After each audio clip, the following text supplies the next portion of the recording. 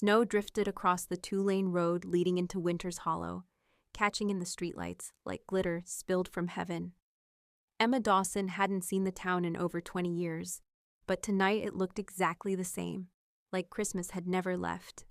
Wreaths hung from every lamppost, the bakery window glowed gold, and the church steeple watched over everything the way it always had. Her rental SUV idled at the curb outside the old high school.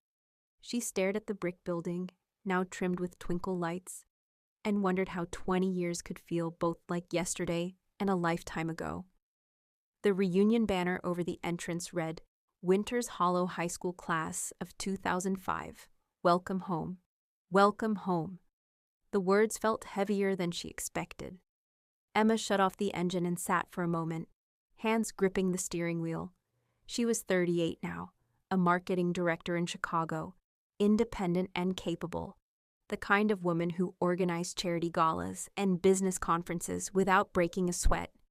And yet, here she was, nervous about walking into a high school gym. "Just go in," she whispered to herself. "Say hi, smile, pretend it's no big deal." But there was something else she hadn't said out loud. A memory with blue eyes, a crooked grin, and the scent of sawdust and peppermint gum. Luke Carter. They had dated senior year. He'd been the boy everyone liked, kind, steady, always the first to help someone shovel their driveway or fix a squeaky door. When she left for college, they promised to stay in touch, and for a while, they did. Emails, postcards, Christmas cards. But time has a way of erasing even the best intentions. Emma finally opened the door, her heels crunching in the snow. Music drifted out from the gym, a familiar mix of early 2000s hits and holiday classics. She followed the sound down the hallway lined with trophy cases and class photos. Every step echoed, reminding her that she'd once walked these halls, dreaming about everything that waited beyond them. Inside the gym, strands of white lights crisscrossed the ceiling, and a decorated tree stood tall in the corner. People laughed, hugged, compared gray hairs, and told stories that got a little better every time they were retold. Emma grabbed a name tag from the table, wrote her name in careful letters, and turned to scan the crowd. That's when she saw him. Luke stood near the stage, talking to a few classmates. His hair was shorter now, dusted with a touch of gray at the temples, but his smile was the same. Warm, easy, disarming. When he looked up and spotted her, the noise around her seemed to fade. He smiled, slow and certain. "Emma Dawson," he said, walking toward her. "You came." "I did," she managed. "You look good." "So do you," he said, and for a moment, neither of them seemed to know what to do with their hands or their hearts. They talked for a few minutes, small talk at first. He told her he'd taken over his father's carpentry business after college. He built custom furniture now, mostly for local clients. She told him about Chicago, her long hours, her marketing firm, her love of city lights that never seemed to go out. "Still the overachiever," he teased gently. "Still the guy who could build anything from nothing," she countered. A song started, "Have Yourself a Merry Little Christmas." Someone dimmed the lights, couples drifted toward the dance floor, and Luke hesitated for just a second before offering his hand. "Come on," he said. For old time's sake.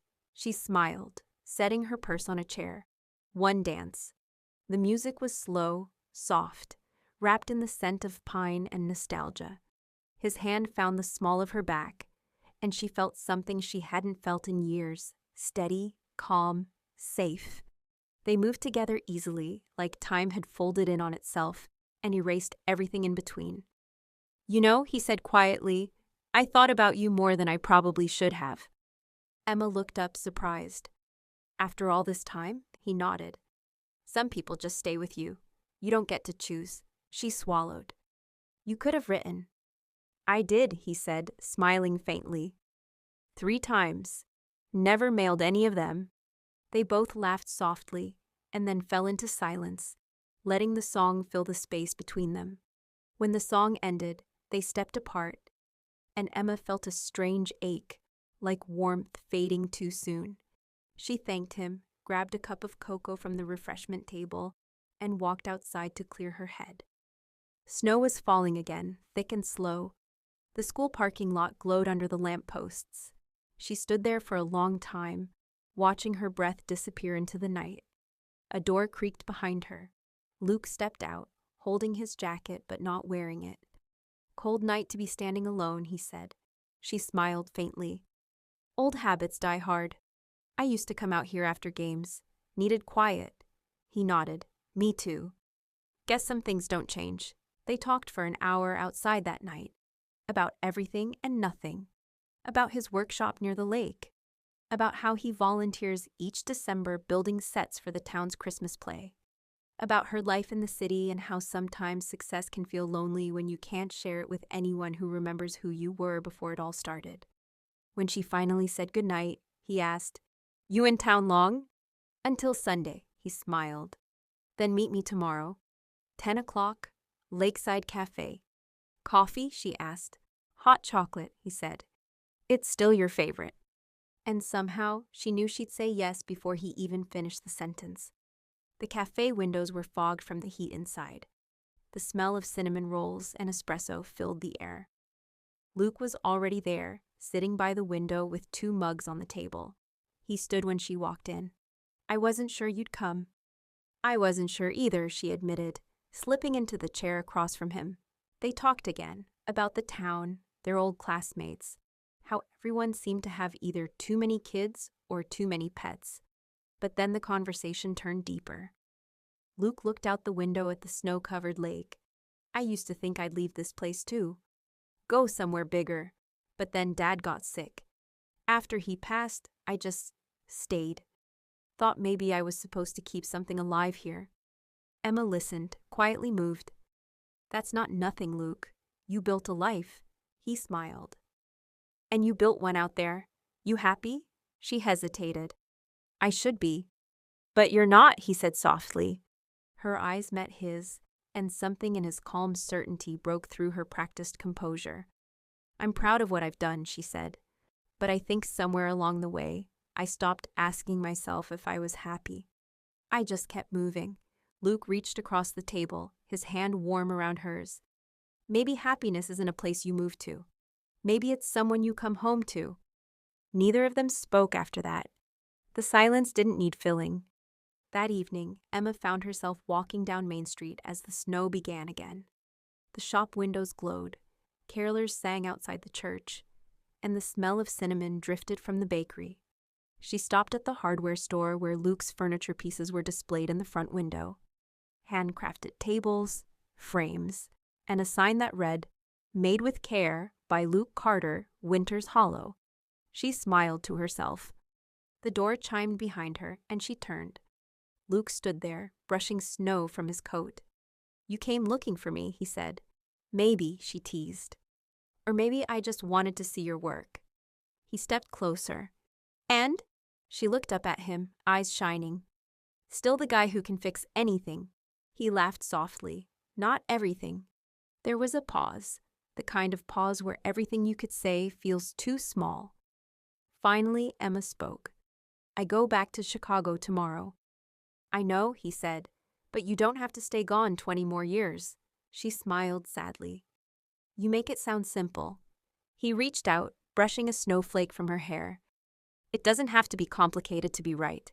She looked up at him for a long time, then whispered, "Then maybe this time, we don't overthink it." The town clock chimed 7. The snow kept falling, soft and endless. He leaned in and kissed her gently, like he'd been waiting half a lifetime to do it again. When they finally pulled apart, she rested her forehead against his chest. "I didn't realize how much I missed this place," she said. "Winters Hollow has a way of reminding you," he said. "But maybe it's not the place you missed." She smiled. "Maybe not." Outside, the lights of Main Street glowed brighter against the snow, and for the first time in years, Emma didn't feel like she was between two worlds, just standing exactly where she belonged. As they walked hand in hand toward the cafe for one last cup of cocoa, Luke said, "You know, they say every December finds you." Emma laughed softly. "Then I guess it found us." The snow fell harder, wrapping Winter's Hollow in a quiet kind of magic. The kind that happens when two hearts finally find their way home.